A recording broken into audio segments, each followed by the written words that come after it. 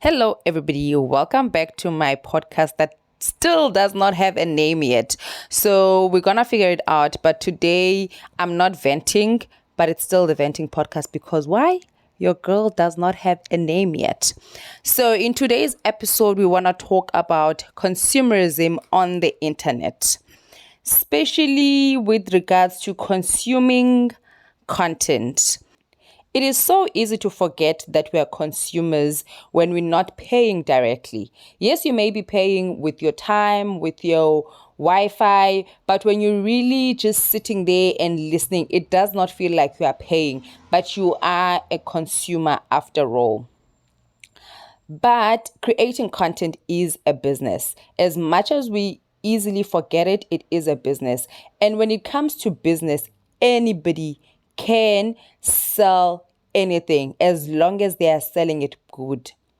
So one thing that a normal business and a content creation business that will be very similar is that it works off on people's emotions. People buy things because they want them or they need them, but most of the time they want it because of their emotions. Same thing with content creation. People will consume things that play off on their emotions and they will gravitate towards that thing. The blurred lines come when people do not differentiate between social media and real life. And it's so easy for content creators to just detach themselves from their work and make content that caters to certain people because they know they will get the views if they talk about certain things. You will obviously find it when people just go around regurgitating whatever everybody else is saying because they know that they will get the views from it. To make a few examples of these content that people may gravitate towards, because we live in a society where nowadays people love and dwell on being marginalized. Once you start using fancy words like we're a marginalized group, we are being oppressed, we like misogyny, all of those type of words, people want to listen to that and they gravitate towards that thing. We can talk about feminism, fat positivity. As long as there's passion in the voice, in the tone of voice, or you sound so believable, people will gravitate towards that and they will believe that you're really in their corner and they will believe that what you are saying is true. You could literally be sitting there talking about how men and nothing, and you could be sitting next to your man. He could even be holding the camera for you. They wouldn't know that, but they believe so much of what you are saying and you are getting the views, and that's all that matters.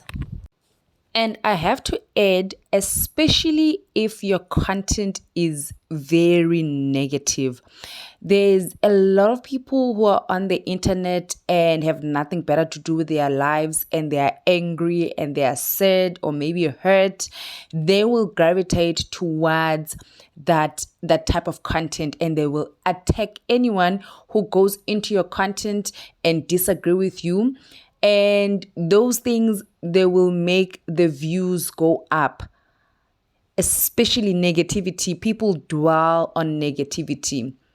You may not necessarily believe what you're talking, but if you're just doing it for the views, you can just say anything that's negative and people are going to eat it up. So obviously, content like this is thriving because why? There is demand for it. So I cannot really blame content creators for taking an opportunity. We are living in a world where at the moment the economy is really bad. So if the youth is finding ways to make money for themselves, I'm really not trying to hate. Honestly, I'm not really trying to hate. So if there's a demand for it, obviously there is gonna be a creator that's gonna create that content because it is the people that want it. So you can't really escape it. If you don't want to listen to such content, you have to make the conscious decision of, if it comes up on your feed, you can just say not interested so that you don't have to be subjected into listening or watching such content or having it keep on popping up on your feed all the time because you are giving it that much attention. So another thing that I'd like to say, that if you do not want to watch this content, then you have to fill your feed with something that will spread positivity. One thing that I've been doing for years, actually, before even this thing came a sensation, I used to love watching the news. Like I'd love to watch current affairs so that I know what is going on in the world, until I started seeing a lot of painful, sad stories on the news. And it would literally make me feel so sad in the morning when I'm going to work, because I used to watch the news when I was getting ready for work, until I decided I've always loved cartoons and just kids shows. So until I made a conscious decision that every morning when I wake up, I will watch the cartoons, and I've been happiest ever since. And now that I think I'm in a better space, now I'm in a place where I can mix it up. So when I do feel overwhelmed, then I put on my Sophia the First or Disney Channel, and then I watch Disney.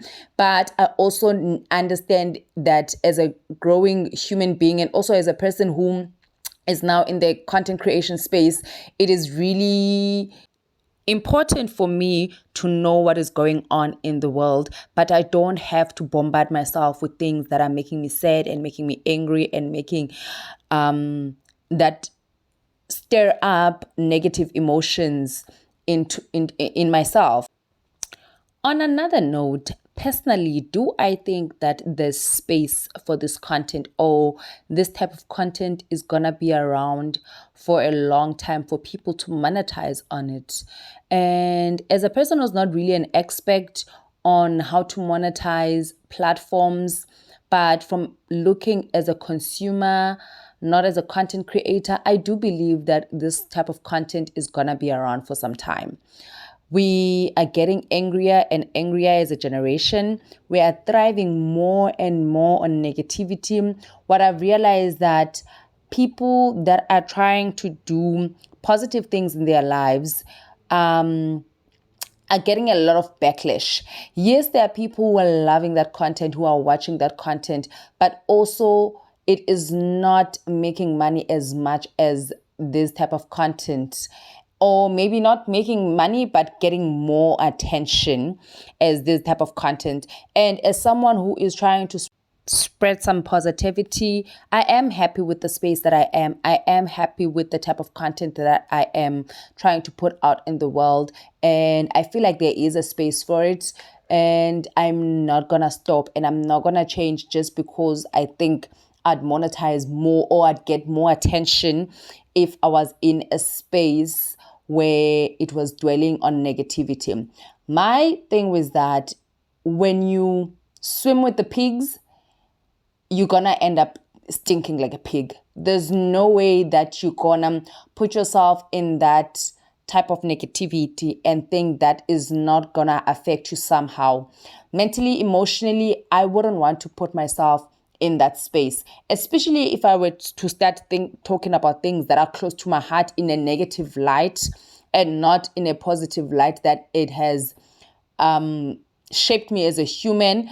I don't think I would survive in that space. I don't think mentally I'm strong enough. And in fact, I don't even want to be strong enough to be able to consume or create that much negativity.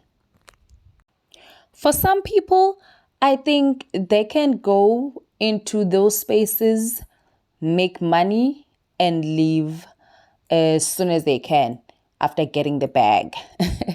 It is about getting the bag after all for so many of us, because, like I said, the economy that we are living in is forcing a lot of us in the youth to do a lot of things that we don't really align with, but we are doing it for money. Do I think it's a good idea?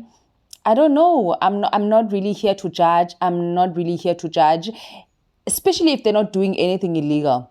These people are not doing anything illegal. They may be enticing violence, but if my words on the internet where you don't even know me are enough to entice violence on yourself, then the problem is you.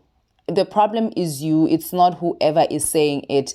As a grown person who is on the internet, you should be able to filter and see what it is that you can, what's going to influence you at the end of the day. We can't really always be blaming influencers and content creators for the actions of people of the world. At the end of the day, as human beings, we all have choices and we all decide what it is that we're going to do. And whatever negative situation that you are in, it's up to you how you pull yourself out of it. And if you want to sit behind the screen and just type negative things to people because you feel justified, I think you could have been using that time to do something much more important with your life. But that's up to you ultimately. I don't really have much to say about the matter, but I'd like to just caution people that everything you hear on the internet, take it with a pinch of salt. You need to have your own discernment that you can decide what makes sense and what doesn't. And if you want to be someone who consumes yourself with negativity to a point that you act on it, you need to get help. You need to sort yourself out. You need to sort your life in real life, because there's no way that the internet is going to dictate your life or make you believe certain things because somebody said it on the internet. Always take everything you hear on the internet with a pinch of salt, and remember, social media is not real life. It may be a reflection of real life, and there may be blurred lines where we're not even sure that social media is a reflection of real life or real life is a reflection of social media. At this point, we're not even sure. The lines are so blurred. That's why it is very important to be self-aware. And if you are not self-aware, work towards making your own decision, learning how to understand what it is that you feel and how it impacts your real life. Thank you so much for listening. I hope next time I'm coming on here, I have a name for the podcast. I'm really enjoying coming here and sharing my views. So hopefully next time I'll have a name for the podcast. If you're listening up to this point and you've got a name suggestion for me, please feel free to comment down below and drop it for me. I'd really appreciate that. Thank you so much for listening. Until next time. Bye.